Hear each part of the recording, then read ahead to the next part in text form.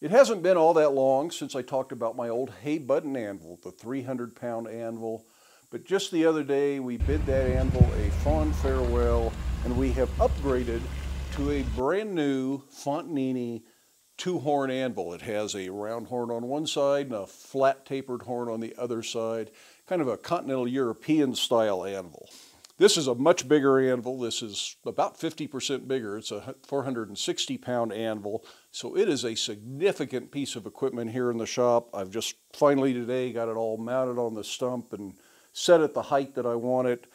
So this will be the new anvil that will be seen in nearly every video that we make here at Black Bear Forge going forward.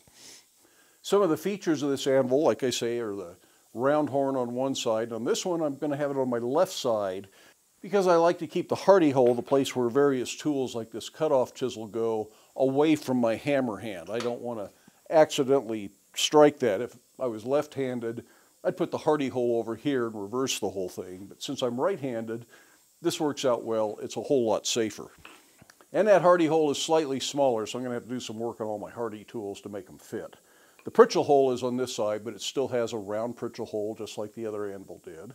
One of the most significant things that you see that is different about this anvil is this side shelf. And I have never worked on an anvil with a side shelf. I think I'm going to like having it, but I don't really know because I don't have the experience with it. One thing it'll be good for is working things like scrolls, because you'll be able to work it under that shelf instead of bumping into the face of the anvil if you're working over here. So that just gives you a few more options there. It also allows things like this bar that's got some holes punched in it that makes it bigger than the normal bar, can bridge across the corner here and give you a place where you can straighten some things out. So I think there's going to be a lot of things that are good about the side shelf. It also just allows more support if you're punching holes or chiseling or something like that. So you've got a wider surface right at that spot. It also has an upsetting block down here that's right by my knee, and that way I don't have to upset a bar if I'm trying to put a fatter end on this bar. I don't have to work way up here. It's really not very ergonomic. I can put it down here, and then it's just right there about the same height as the anvil, depending on the length of the bar. But in any case, it's going to always be a little lower and be a much better position to work in. Now the flat horn, besides giving you a really long surface to help support bars if you're chiseling or chasing or doing something else, it also allows you to get into places you couldn't get into otherwise.